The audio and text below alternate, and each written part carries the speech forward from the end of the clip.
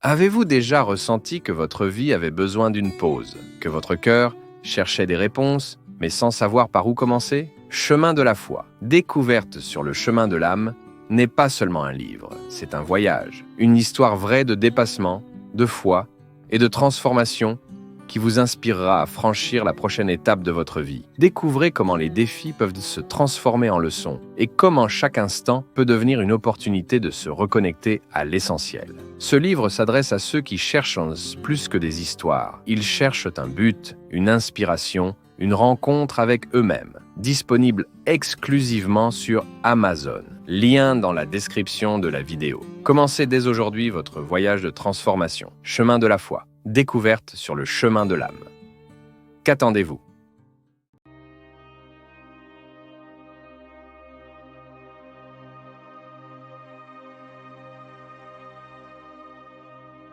Qu'est-ce qui est normatif?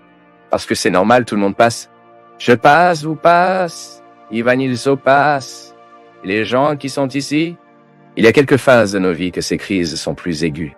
La première crise majeure, par exemple, à laquelle nous sommes confrontés, d'un point de vue existentiel, est précisément l'adolescence.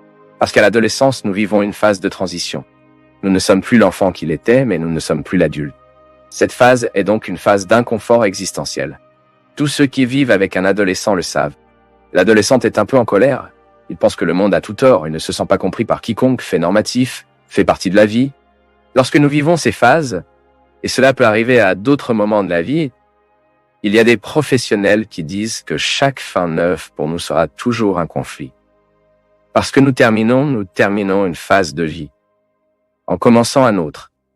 9, 19, 20 nins, 30 nins, 40 nins, 40 nins, 70 nins. Chaque fois que nous traversons ces transitions, il est naturel que nous vivons. Mais il est également naturel que l'expérience de ces conflits et l'expérience saine de ces crises nous mettent dans un contexte de sagesse, afin que nous ne pensions pas que cette crise est vie. C'est une différenciation très difficile à faire, mais nous devons le faire. La crise que je vis ne peut pas être confondue avec la vie que j'ai. Parfois, cela peut être très volumineux, et me donner cette illusion que toute ma vie est en crise. Non, parfois j'ai une crise ou l'autre, par exemple, dans le contexte familial.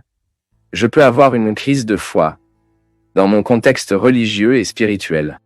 Je peux soudainement avoir une crise avec un ami, non? Je peux soudainement avoir une crise avec un petit ami, une petite amie, un frère. Le gros problème est que ce point que la situation ponctuelle et ponctuée commence à adrober toute vie.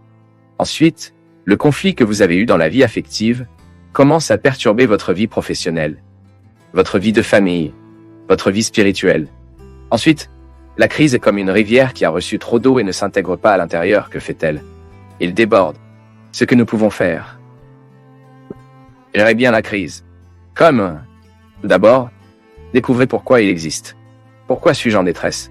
Pourquoi suis-je si déprimé? Pourquoi suis-je si plein d'angoisse, d'insécurité, de peur? Quels sont les mots que vous avez utilisés? Pourquoi tout cela aujourd'hui est-il dans votre histoire? Donc, au lieu de regarder tout cela incomplètement, totalisant, non, essayez de particulariser où est né cet inconfortant. Bien sûr, il a une origine. Bien sûr, il a une cause. Nous savons que ce n'est pas utile pour essayer de prendre soin de l'effet si nous ne le coulons pas. Ce n'est pas comme sa vie. Si j'ai une infection, il ne sert à rien de retirer la fièvre, que je dois découvrir la cause de l'infection et travailler la cause de cette infection, qui disparaît naturellement. La crise est généralement une fièvre. C'est une fièvre qui nous fera du mal et éliminera notre tranquillité. Car quelque chose est en désarmement. Et puis, mon fils, tu dois savoir, il se peut que votre crise soit directement liée à votre ignorance de votre place dans le monde. Mon peuple, c'est si important. La vie doit nous référer à ce confortant. Je pense que nous méritons tout cela. À un moment donné, vous avez cette satisfaction de savoir. J'ai bien choisi. J'ai des problèmes, mais je suis au bon endroit. Parce que nous ne tolérerons pas les difficultés si nous sommes au mauvais endroit. Si nous sommes au bon endroit, si nous faisons nos vies ce que nous savons vraiment qu'ils devraient faire, les difficultés qui seront appropriées à ce contexte seront facilement administrées. Beaucoup de gens ne peuvent pas gérer le moment présent difficile. C'est précisément parce qu'ils sont conscients que cela fait une terrible erreur. Cela fait une attaque contre sa vie. C'est cette vieille histoire, mon Dieu dans le ciel. Je gaspille ma vie avec une profession qui ne me satisfait pas. Je compromets mon bonheur dans un état de vie qui ne me réalise pas. C'est comme si à un moment de ma vie, j'ai trouvé que je suis un malheureux prêtre, que je ne devrais pas avoir été prêtre, que j'étais prêtre pour accident. Ce serait terrible. Tout comme certains de mes collègues ont constaté qu'ils n'étaient pas des prêtres non parce qu'ils le voulaient, ou parce qu'ils ont été poussés dans le processus de formation eux-mêmes, ou parce qu'ils n'avaient aucun courage de quitter le séminaire. Ils n'avaient aucun courage pour contrer leur mère, contrecarrer leur père, la marraine qu'il avait déjà choisie, qu'il avait déjà achetée pour lui. Puis il était là, dans une vie de malheur, de irréalisation. Pourquoi?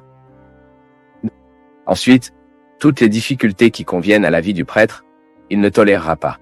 Pourquoi? Parce qu'il ne voulait pas être prêtre. Il a obtenu un prêtre pour accident. C'est comme épouser la mauvaise personne non plus. Je ne voulais pas épouser cette personne. Je ne les aimais pas assez. C'est pourquoi, lorsque les petites crises viennent, le mariage tombe dans le drain. Vous ne pourrez que supporter les grandes difficultés, les petits combats de la vie quotidienne, grands et petits, si nous savons que nous sommes au bon endroit. Si je vis ma vie de la bonne façon. C'est important. Découvrez ce qu'est notre place dans le monde et faites tout pour que nous ayons le droit d'être là, de vivre de la bonne façon, dans cette cohérence existentielle. C'est parce que c'est ce que Dieu veut de nous. Dieu nous permet de cadeaux, de possibilités, afin que nous puissions aller au bon endroit, et nous réalisons là. La régression est un processus thérapeutique que les professionnels font très contesté.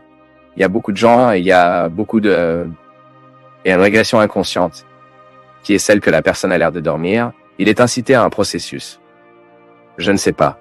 Elle prend un contact avec sa propre vie, avec sa propre histoire, avec les faits, dans cet état qui n'est pas celui de la conscience que nous le sommes maintenant. Donc là, de cette perspective, il croit que de nombreux traumatismes sont guéris. Le contact avec cette réalité qu'il n'a consciemment aucun courage à atteindre en raison des peurs, les blocages que le fait. D'un autre côté, dans la psychologie de Jung, il travaille un peu de cette régression, mais conscient. Je crois vraiment que les habitudes changeantes favorisent notre vie psychique. Je sais que dans cette perspective, la régression est consciente qu'elle se produit sans ce besoin de faire taire un état qui n'est pas vrai. Vous êtes accompagné d'un droit professionnel, parfois en tant qu'amis, que nous régressons les uns avec les autres, non? Vous commencez à raconter une histoire, dans un instant, cette histoire frissonne et vous commencez à pleurer. Nous visons seulement comme nous nous sentons accompagnés, que vous avez confiance en la personne qui est de votre côté. Lorsque vous êtes libre de raconter votre histoire, vous faites en quelque sorte la régression. Je ne parle pas de celui que vous faites à l'intérieur du bureau. Je parle de ce processus de guérison que nous pouvons souvent vivre, chaque fois que nous avons le courage et la confiance de dire ce qui nous est arrivé. Le mot que nous disons, elle a un grand pouvoir pour nous libérer. Ce que nous disons, ce que nous écoutons, le mot qui est touché par la sensibilité artistique, la musique, la poésie, le langage gestuel, tout est tellement capable de nous entrer et de nous faire toucher certaines choses dans nos vies qui sont parfois oubliées. C'est cette vieille histoire. Parfois, vous écoutez une chanson. Vous sentez votre enfance avec la musique que vous avez écoutée. J'écoute cela et c'est impressionnant à quel point je fais un retour à temps. Je vois ma maison, les casseroles de ma mère, le canapé plein de trous, le chat caché à l'intérieur du trou du canapé. C'est incroyable à quel point ces chansons allument la mémoire affective en moi. Parce que c'est très intéressant. C'est incroyable à quel point la musique nous fait remonter le temps. Parce que lorsque nous régressons correctement, lorsque nous revenons à l'événement correctement, nous avons la possibilité de regarder vers le passé avec les yeux d'aujourd'hui. L'enfant a souffert dans le passé. Quand je peux aujourd'hui de regarder ma pauvreté, mes restrictions et de rire de tout cela, c'est parce que je peux visiter cette foi et découvrir sa valeur. Mais combien de fois dans ma vie, les gars, je me suis souvenu de certains événements que j'avais et j'ai vu dans ma maison et j'ai terriblement souffert du souvenir. Le souvenir m'a torturé, mais comme j'ai pu le dire aux autres, car j'ai pu raconter cette histoire, je me souviens, vous savez, qu'il y a un fait de ma vie qui a beaucoup marqué. Je ne l'avais jamais dit à quelqu'un. Je viens de prendre le courage de dire quand j'étais prêtre. Je faisais une homélie et j'ai commencé à parler de l'importance de vivre la vie telle qu'elle est, sans avoir peur d'être qui nous sommes. Et j'ai donné à ma mère l'exemple, comme je le fais toujours. Lorsque nous vivions à Puy, c'était une période de pauvreté pour nous. Nous avons quitté Ante parce que mon père était au chômage depuis longtemps, nous manquons presque des choses. Je me souviens que là, à Puy, juste au moment où nous sommes arrivés, les choses étaient si difficiles que ma mère, Sachant qu'il y avait très peu d'argent, elle cherchait un jour un moyen d'acheter un riz moins cher, tu sais. Et puis, quand nous sommes arrivés, elle n'est pas allée au supermarché parce qu'elle ne l'a pas fait l'argent à acheter au supermarché. Nous étions ce que nous appelions la machine à riz. Avez-vous vu cela? C'est l'endroit où le riz est en sac, enlève la coquille et fait l'ensachage. Et elle a demandé comme ça, quel est le riz le moins cher que vous ayez ici? Et a commencé à montrer à droite beaucoup de riz, certains étaient plus de pierre que de riz. Et puis elle a vu un très petit à droite, puis elle a dit, oh non, c'est un bon prix, vous ne pouvez m'en donner que 5 livres. Et puis elle a dit, et puis j'ai vu ma mère un courage comme celle-ci, tu sais. Elle l'a bien regardé, a dit comme ça, non, c'est pour nous de manger. Et j'ai vu qu'il était déconcerté par son courage d'être pauvre, non? Ne pas avoir peur de supposer qu'elle n'avait pas d'argent pour acheter le meilleur riz. Mais elle voulait acheter ce qu'elle pouvait. Et j'ai trouvé son geste beau, parce que j'ai vu qu'il était ravi d'elle, j'ai vu qu'il était touché par son honnêteté. Puis il a mis les 5 livres qu'elle avait demandé, puis quand il a livré le colis, il a dit « Juste une minute, juste une minute ». Puis il a pris un autre petit paquet, a pris à l'endroit où il avait le meilleur riz et l'a mis sur 2 coquilles pour elle. C'est drôle que je n'ai eu que le courage de le dire environ 20 ans après avoir vécu. Parce que je me souviens, mon peuple, que j'ai beaucoup pleuré pour me souvenir de cette scène. Je n'ai pas pleuré avec moi, non. Je pense que c'est parce que j'ai un lien très étroit avec elle, et j'ai vu la douleur de près ma mère à plusieurs reprises. Mais ce que je sais, c'est que le moment où j'ai raconté cette histoire à l'intérieur de l'église, je me sentais tellement libre. J'ai commencé à avoir le courage de toucher mes blessures, ma honte, c'est tellement beau, non? Aujourd'hui, je suis loin de la pauvreté que j'ai vécue, j'ai une vie de tant de possibilités. Et Dieu merci. J'ai pu faire pour ceux que j'aime ce que personne ne peut faire pour moi. Je m'en fiche, tout à fait contraire, je suis très heureux, tu sais. Quand je vois qu'aujourd'hui j'ai la possibilité d'aider mes frères, mais cela se corrige en nous. C'est une façon de régresser, lorsque vous commencez à vous encourager à raconter votre honte. Et puis, vous réalisez à quel point une honte peut nous emprisonner. Combien nous pouvons manquer l'occasion d'être heureux, non? Si nous avons une main de notre côté qui nous tient, nous encourageons. Nous allons loin. Personne ne nous tient, non. Soyez juste bien conseillés et nous surmonter. Peut-être que vous apprenez à vous réconcilier avec votre histoire. Nous n'avons pas eu l'occasion d'étudier. Je n'avais pas. Il est impressionnant de voir à quel point Dieu a fait que cela arrive à l'intérieur de mon cœur, tant de rêves que je n'ai même pas rêvé. Maintenant, je rêvais d'être un bon enfant, d'être un bon élève que je pouvais. Étant un bon prêtre, étant un bon ami, j'ai toujours rêvé, bien faire de mon métier. Si beau, non? Vous découvrez qu'à un moment de votre vie, vous commencez à lire votre histoire de la bonne chose que vous soyez maintenant. Mais n'oubliez jamais ce qu'elle était avant hier.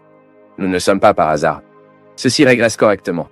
C'est que vous ne vous permettez jamais d'entrer une arrogance en vous parce que vous avez quelque chose dans la vie, ou parce que vous avez étudié.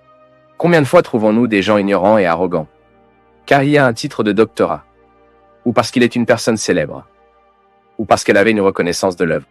Je suis fasciné, vous savez, avec la capacité de Jésus, pour faire regarder la personne sur le passé sans condamnation. Non, ce n'est pas condamné. Regardez l'histoire que vous avez vécue afin que vous puissiez bien vivre maintenant. Il est égal à l'avouer. Lorsque nous allons dire les péchés du passé, il n'y a aucun moyen de pécher à ce moment-là. Je ne sais pas que vous mentez trop, mais nous y allons, la matière première est le passé. Et nous disons, regardez le prêtre, j'avais tort. Mais le regard que nous jetons ce passé n'est pas la condamnation, mon peuple. C'est la réconciliation. Une bonne confession est celle qui nous fait regarder le passé pour le gérer d'une manière nouvelle. En regardant ce que nous avons fait de mal, mais pour que nous puissions corriger maintenant, c'est pourquoi c'est libérateur. Recevoir la confession, vivre le sacrement de la confession et la réconciliation à cause de cela. Car nous jouons ce qui n'en valait pas la peine et nous continuons à partir de maintenant d'une nouvelle manière, et la possibilité. Le sacrement de la réconciliation nous met face à une nouvelle possibilité. C'est ce que Jésus a fait. Au moment où Jésus avait l'escarchante de l'arbre, il ne faisait pas ça. Zacchaeus, je vous donne l'occasion de descendre de cette époque. Cette arrogance. C'était arrogant au point de penser qu'il ne méritait pas d'être là. L'arrogance du péché est la pire que l'autre. Quand la personne se sent trop mal, non? Je suis si mauvais que même Dieu me veut. C'est le pire. Et il parle, descends mon fils, que sa place est là à mes côtés. C'est tellement bon pour nous d'entendre cela, mon peuple. Lorsque vous pensez que l'autre vous renvoie, il regarde et parle, non, c'est à mes côtés que je vous veux. L'une des plus belles choses que le Père Léo savait comment faire était cela. Lorsque vous y êtes arrivé à Brittany, dans la communauté qu'il a fondée, ce qui est aujourd'hui le père Vicente lutte tellement de difficultés à maintenir. Ce que nous avons le plus vu qu'était tout. Le Happy Léo s'est produit à côté des misérables. Les gens qui n'avaient pas beaucoup de perspectives de vie, misère. Et il est heureux. Et une fois qu'il m'a dit, il m'a invité, il me rappelle qui je suis. Même si je suis mignon à l'extérieur, même si mes dents sont toutes bien rangées, même si mes vêtements sont propres, même si je ne suis pas drogué, mes garçons. Les enfants se souviennent de mon indigence. Et lorsque je m'occupe d'eux, je prends soin de moi aussi. Tout le temps, nous devons vivre cette expérience. Écoutez, je veux quitter ce qui s'est passé maintenant et je veux commencer une nouvelle vie. C'est ce que Dieu nous propose, mon peuple. Et c'est ce que nous devons vouloir. Je veux aussi. Nous voulions ensemble. Le monde devient beaucoup plus renforcé, beaucoup plus beau, beaucoup plus agréable lorsque nous sommes prêts à faire cette expérience. Je laisse ce qui n'en valait pas la peine. Et je suppose le bien de la vie que Dieu me prépare et me donne maintenant. Je veux. C'est encore. Parce que lorsque nous voulons ensemble, la vie est beaucoup plus belle. Parce que nous réalisons qu'il y a d'autres personnes qui se battent pour les mêmes causes que nous. L'insécurité, la peur,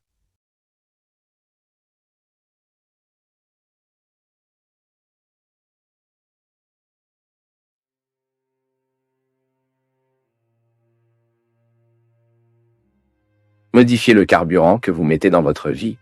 Commencez à permettre à la vie d'être meilleure. Cela a fonctionné avec d'autres personnes. Cela peut aussi fonctionner avec vous. Animez-vous. Résolvez vos questions. Demandez le pardon à qui vous devez demander. Réconciliez avec ceux qui sont distants. Ce n'est peut-être même pas pour revenir, pour rétablir les obligations. Non, juste pour que vous souliez votre cœur, pour que vous ne transportez plus ces sacs. Pardonner ne signifie pas ramener l'autre à nos vies. Parfois, nous le pardonnons précisément pour que la distance soit légère et bénéfique pour moi et l'autre. Soyez plus heureux. S'engager à Jésus. Découvrez le déploiement de cette foi en Dieu, ce qui peut vous faire croire un peu plus. Soyez plus disposés à vivre la souffrance au bon moment, afin que vous en soyez bientôt libérés. La souffrance doit être un passage pour nous améliorer. Cela n'a pas besoin d'être définitif.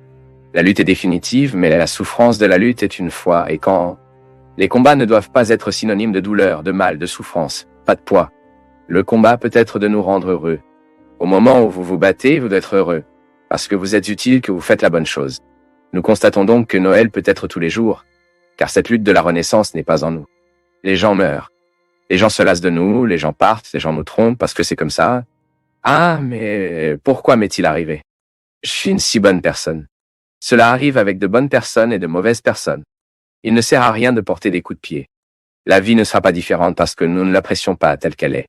La vie a beaucoup de personnalité, est une dame absolument détenue d'elle-même. Elle ne s'inquiète pas du tout de l'opinion que nous avons. Elle n'a pas besoin de s'arrêter pour entendre ce que nous allions dire d'elle. La vie est souveraine, la vie est avant tout, et elle donne aux règles comme elle le veut. Si elle sort d'entrer dans nos vies maintenant et de tout rejeter, elle le fait, car elle n'est pas sous contrôle. Personne ne contrôle la vie. Le plus que nous pouvons faire est d'observer son mouvement, tout comme je marche. Mais je garde un œil sur la vie. J'observe ici quelles sont leurs règles, ce qui fonctionne généralement, ce qui va généralement mal, que cette dame aime réaliser en nous. Ensuite, je m'adapte. Je fais une règle ici, ce qui semble au sien, et ce qu'on appelle le bon sens. Je vais essayer. Je vais essayer de tout faire pour que mes règles soient similaires à leurs règles. Et puis vous faites la plus belle transgression qu'un être humain peut faire. Pourquoi parfois, nous pensons que cette illusion qui transgresse est de faire le contraire de ce que la vie nous demande. Transgresse et obéir à sa vie, à son mouvement. Il est fatigué.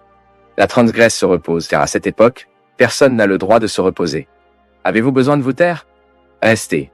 En ce moment où tout le monde parle, la transgresse est silencieuse. Nous sommes donc souvent trompés que la transgresse est nous pour faire le contraire de ce que quelqu'un a demandé. Transgresse et que vous faites ce qui est juste. C'est vous de ne pas perdre de vue ce qui devrait être exécuté. Et puis nous devenons vraiment révolutionnaires. Et ici, tout ici, la vie passe à côté, je regarde, elle ne me pliera pas, pas usage je pleure, elle ne change pas quand je pleure, elle n'est plus bonne quand je me plains, elle n'est pas plus généreux quand je me montre pauvre. Ah. Elle suit, elle a son chemin, elle a ses règles, et ne s'intéresse pas du tout à ce que nous trouvons ou pensons à elle. Elle est propriétaire. Je suis un sujet, vous êtes un sujet de vie. Ton ombre et la mort, c'est la même chose. Ce ne sont pas deux entités. Sortez cette illusion de votre tête qu'il y a deux entités, la vie et la mort. Non, non. C'est un seul mouvement. Quand je respire, je fais le mouvement de la vie. Ce qui est le premier que j'ai fait. Je fais le dernier. Il s'est arrêté pour y penser. Quand tu es né, tu l'as fait. Ça a commencé. Et vous finirez comme ça. Je finirai comme ça. Pour que vous renouvelez. C'est donc le même mouvement. La même vie et la mort. Ce qui nous tue, c'est ce qui nous fait vivre. Ce qui nous fait vivre peut également nous tuer. Nous sommes ici. La vie a ses règles et c'est ceci. Personne n'a l'obligation de nous rendre heureux. Soyez amis avec 1 million de personnes, mais n'arrêtez jamais d'être votre meilleur ami. Croyez en la possibilité d'être satisfait de nombreuses personnes proches de vous. Mais ne soyez pas dupes. Il viendra un moment où le seul bonheur possible n'est pas celui qui vous sera offert par les autres, mais pour vous-même. C'est ce que vous êtes finalement. Vous vous offrez.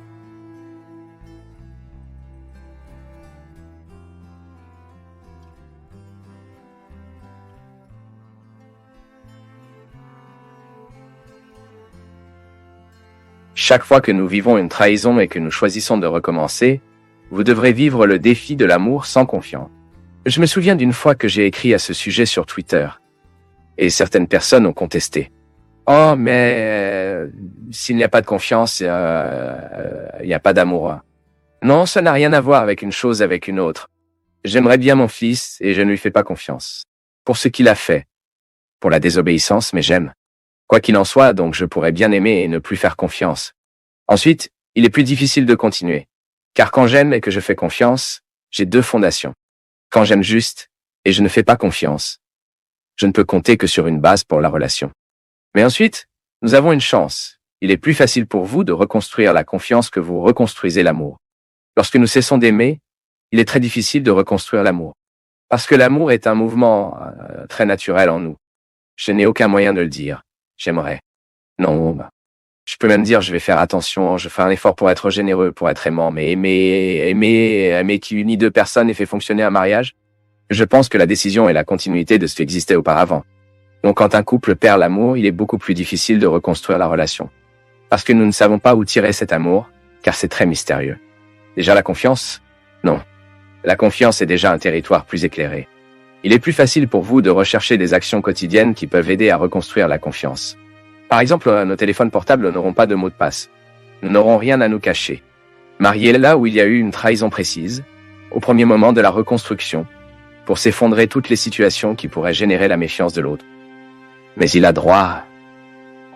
Et j'ai droit. Nous avons droit quand tout va bien. S'il y a l'intention de reconstruire, la confiance doit être tirée de l'ordre du jour de notre vie quotidienne. De notre vie quotidienne. Tout ce qui peut réaffirmer la méfiance. Je ne dis pas que vous n'avez pas besoin d'avoir un mot de passe sur votre téléphone. Si vous êtes dans une vie normale, où la confiance est établie et que votre femme ne se soucie pas que votre téléphone soit verrouillé. Ce que je vais vous dire, le téléphone est le lieu des trahisons. Cet Internet a apporté beaucoup de bonnes choses, mais elle a également apporté une énorme porte à nos malheurs. Cet Internet, cette facilité avec laquelle nous communiquons, avec lesquelles nous nous faisons des amis avec 1000 personnes sur Twitter, sur Facebook, Instagram, tout le temps que ces gens envahissent nos vies, ils nous retirent de l'emplacement. Donc, un bon moyen de démontrer que nous voulons changer est même loin de ces réseaux sociaux. Cela aide à reconstruire la confiance. Quand tu réalises qu'il y a une conduite très concrète indiquant une bonne intention. Alors mon ami, si tu disais qu'il n'y avait plus d'amour, je dirais que ta situation est plus difficile. Mais si vous avez dit que vous aimez, et que vous ne perdez que confiance, reconstruisons-le. La confiance peut être reconstruite, oui. Je le répète, pour faire tout ce qui peut être mystérieux entre vous deux. Restez plus ensemble. Parfois, nous finissons par nous conduire à nous trahir, car nous sommes trop absents. Couple est comme ça. Vous qui travaillez beaucoup, soyez prudents. Vous travaillez peut-être trop, gagnant de l'argent, ceci et cela, mais vous perdez affectueusement, parce que vous diminuez la force du lien que vous avez avec votre femme, avec vos enfants. Et le cœur, parfois vide, dit, avec son petit téléphone portable à la main, avec ces belles personnes, disponibles, aimantes, car sur Internet, tout le monde peut être beau, aimant, affectueux, parfait. Et le diable qui frappe à la porte. Et vous n'êtes pas là parce que vous êtes très absent. Si vous avez trop absent, ce n'était plus vigilant. Connaissez-vous cette histoire de la vigilance que Jésus nous enseigne? C'est pour tout dans la vie. Soyez vigilants dans vos relations. L'autre jour, Christian a profité que nous allions faire le programme de conduite spirituelle. Il n'a pas réfléchi à deux fois, parce que la femme à l'intérieur de la voiture est allée.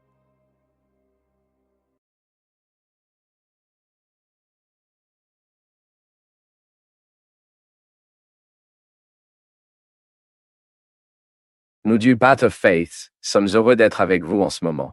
Partagez vos perceptions sur le sujet d'aujourd'hui dans les commentaires, montrez votre soutien en aimant la vidéo et partagez-la avec vos amis. Abonnez-vous à la chaîne pour rester connecté avec nous et ne pas manquer nos nouvelles vidéos.